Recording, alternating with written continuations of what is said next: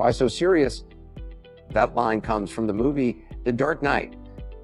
It's one of the most iconic lines from any Batman movie, and it's delivered by the late Heath Ledger, who played the Joker. It's a line that gets me thinking. So often in my job as a project manager, I felt overwhelmed with all the details I had to stay on top of.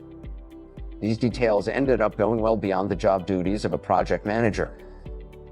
And because I was constantly bombarded with fires to put out, technical details to stay on top of, customers to appease, slack to pick up, and an unsupportive boss to try and work with, I looked serious.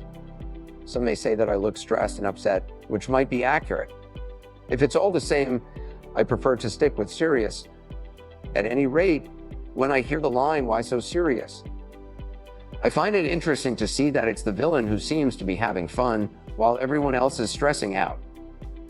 Even the good guys. And it got me thinking.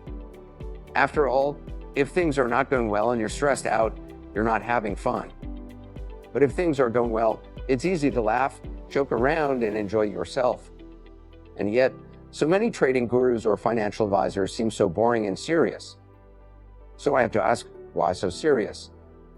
After all, when things are going well, I'm smiling, joking around, and not afraid to show that I'm having a great time.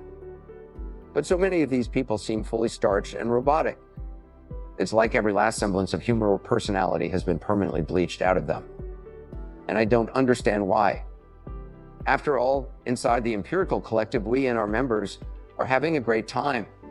So when I look at all these other finance types, it leads me to think that they are stressed, overworked, overwhelmed, chained to their computer all day and not getting the results they want. Just like I was when I was a project manager. But whenever I see those financial gurus, it makes me wonder, if things are going well, why so serious? If you're ready to start enjoying life along with the rest of the high society inside the Empirical Collective, head over to theempiricalcollective.com.